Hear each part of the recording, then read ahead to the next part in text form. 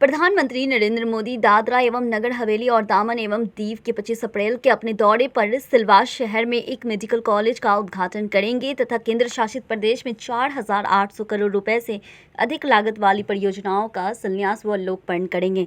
सरकारी अधिकारियों ने ये जानकारी दी है। भारतीय railway Vande Bharat train network को तेजी से बढ़ाने में जुटा है। इसी कड़ी में अब दक्षिण राज्य केरल को पहले वंदे भारत ट्रेन का तोहफा मिलने जा रहा है। प्रधानमंत्री नरेंद्र मोदी इस महीने के आखिरी में वंदे भारत ट्रेन को हरी झंडी दिखा सकते हैं। इसे लेकर के तिरुवनंतपुरम से सांसद और कांग्रेस नेता शशि थरूर ने खुशी जताई है। थरूर ने कहा है, विकास को राजनीति से परे होना चाहिए। मणिपुर मुख्यमंत्री एन बीरेन सिंह को हटाने की मांग लगातार तेज होती जा रही है। बीरेन सिंह से नाराज होकर के दिल्ली में डेरा डाले विधायकों ने राज्य के प्रभारी एवं पार्टी के राष्ट्रीय प्रवक्ता संबित पात्रा से मुलाकात कर मुख्यमंत्री को हटाने की मांग की है। पश्चिम बंगाल के विपक्ष के नेता शुभेंदु अधिकारी ने ममता बनर्जी के नेतृत्व वाली टीएमसी सरकार पर जमकर निशाना साधा है और मांग की है कि केंद्रीय एजेंसी सरदार घोटाले के तहत मुख्यमंत्री की जांच करे। काशी की कला और धरोहरों की कायल पूरी दुनिया है। G20 की बैठक में शामिल होने आए विश्व की समृद्ध और शक्तिशाली देशों की प्रतिनिधि मंडल के सदस्यों ने दूसरे दिन बैठक खत्म होने के बाद सारनाथ का भ्रमण किया है। सारनाथ म्यूजियम में भगवान बुद्ध के अवशेषों और भारत के राष्ट्रीय चिन्ह अशोक स्तंभ को देखा।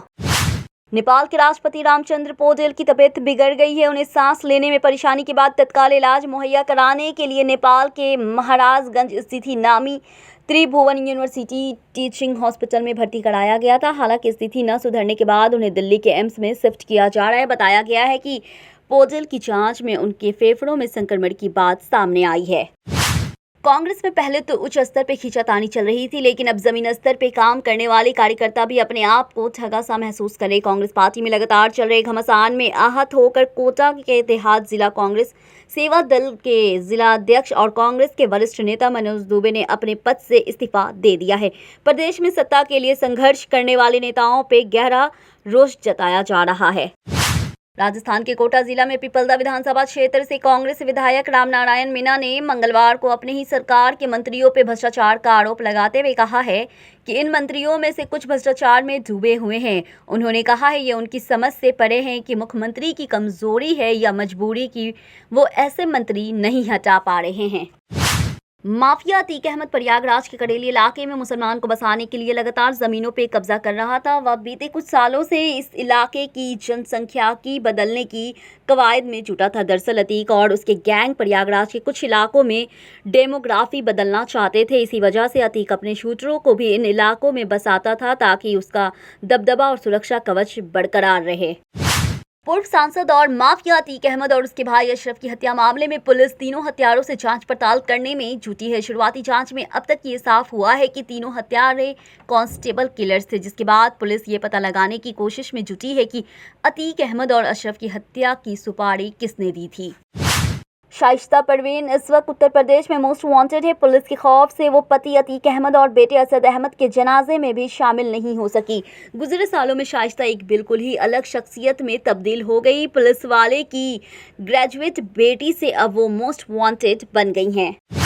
उमेश पाल मर्डर केस में 4 आरोपियों के एनकाउंटर के बाद अब एसटीएफ अतीक गैंग के शूटर बमबाज गुड्डू मुस्लिम और शाइस्ता परवीन को पकड़ने की दिन रात एक किए हुए। गुड्डू मुस्लिम कई बार पुलिस की चंगुल में आते आते रह गया। बरेली में युवक की मौत पे भीड़ ने जम के बवाल किया है। भीड़ ने अतीक और अशरफ के नाम पे माहौल बिगाड़ने की कोशिश की है। पुलिस पे लूट की खातिर हत्या का आरोप लगाया है। पुलिस आरोपियों की तलाश कर रही है। महाराष्ट्र की राजनीति के नेता शरद पवार ने एक बार फिर एनसीपी में सब कुछ ठीक कर लिया है। इसका संदेश मंगलवार को ही इफ्तार पार्टी से दे दिया गया है, जिसमें अजीत चाचा शरद के साथ इफ्तार पार्टी में दिखे। अजीत पवार ने साफ कहा है कि वो एनसीपी को मरते दम तक नहीं छोड़ेंगे। इस बीच उद्धव ठाकरे गुट के नेता संजय राउत का भी बड़ा बयान सामने आया है। उन्होंने कहा है, हम सभी महाविकास अघाड़ी के चौकीदार हैं, इसलिए हम महाविकास अघाड़ी को बनाए रखने और बढ़ाने की कोशिश कर रहे हैं। उत्तर प्रदेश के निकाय चुनाव समाजवाद पार्टी के गठबंधन में सियासी घमासान बढ़ता जा रहा है। अब सपा और आरएलडी आमने सामने आ गए हैं। कई सीटों पे जयंत चौधरी ने सपा उम्मीदवार के खिलाफ अपना भी प्रत्याशी उतार दिया है। इससे पहले अखिलेश यादव को पल्लवी पटेल की पार्टी ने भी झटका दिया है। उत्तर प्रदेश में निकाय चुनाव से पहले समाजवादी पार्टी गठबंधन में खटपट की खबर सामने आ रही है, लेकिन अब अखिलेश यादव से चाचा शिवपाल यादव भी नाराज बताए जा रहे हैं, इस वजह से कि अखिलेश यादव की मुसीबत बढ़ती जा रही है। दूसरी ओर पार्टी ने डैमेज कंट्रोल की तैयारी शुरू कर दी है। उत्तराखंड में केदारनाथ मंदिर की वार्षिक यात्रा 25 अप्रैल से शुरू होने वाली है और उम्मीद है कि हर दिन अधिकतम 13,000 तीर्थ यात्री केदारनाथ की यात्रा कर सकते हैं। दिल्ली नगर निगम मेयर और डिप्टी मेयर चुनाव को लेकर के एक बार फिर सियासी सरगर्मी तेज हो गई है। आप और बीजेपी के प्रत्याशियों ने अपने अपने पदों के लिए नामकरण दाखिल कर दिए हैं। वेरिफिकेशन और नाम वापस लेने का काम अभी बाकी है। आगामी 1 से 2 दिन में ये काम पूरा हो जाएगा, लेकिन मेयर चुनाव से पहले एक बार पिटसिन अधिकारी को लेकर के एमसीडी में माथापच्ची का दौरा शुरू हो गया है। दिल्ली सरकार प्रदेश को बेहतर बनाने की दिशा में एक कदम और उठाने जा रही है। प्रदेश में सरकार मुख्यमंत्री स्ट्रीट लाइट योजना के अलग अलग इलाकों में 70,000 स्ट्रीट लाइट लगाएगी। पहले मुख्यमंत्री स्ट्रीट लाइट योजना के तहत प्रदेश में 2.1 लाख स्ट्रीट लाइट लगाई जानी थी। समलैंगिक विवाह को कानूनी मान्यता देने के लिए दायर की गई 20 याचिकाओं पर सुप्रीम कोर्ट में आज सुनवाई जारी रहेगी। प्रधान न्यायाधीश डीवाई चंद्रचूड़ की अध्यक्षता वाली 5 जजों की संविधान पीठ ने मंगलवार को इन याचिकाओं पर सुनवाई शुरू की थी। टीएमसी के वरिष्ठ नेता मुकुल राय अचानक लापता हो गए थे। बाद में पता चला है कि दिल्ली में है। मंगलवार की रात उन्हें जिद ठान ली है और कहा है कि वो अभी भी भारतीय जनता पार्टी के ही विधायक है और बीजेपी के साथ ही रहना चाहते हैं। केरल में 3 लोगों को जिंदा जलाने के आरोपी शाहरुख सैफी को अब दूसरी जेल में शिफ्ट किया जा सकता है। आरोपी ने अलपुझा कुन्नूर के बीच चलने वाली एक्सप्रेस ट्रेन में आग लगा दी थी। राजस्थान के वरिष्ठ अध्यापक भर्ती परीक्षा पेपर लीक मामले में राजस्थान लोक सेवा आयोग के सदस्य बाबूलाल कटारा, उनके साले और ड्राइवर की गिरफ्तारी के बाद माहौल गर्मा गया है। वहीं बीजेपी के राज्यसभा सांसद किरोड़ी लाल मीणा ने कहा है कि मैंने पहले ही कहा था कि पेपर लीक पाप में आरपीएससी शामिल है।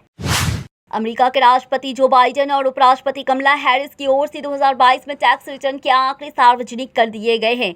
इसके मुताबिक 2022 में अमेरिका राष्ट्रपति और उसकी पत्नी जिल बाइडेन की साझा कमाई $5,80,000 रही है, जो कि 2021 की $6,10,702 के मुकाबले कम रही।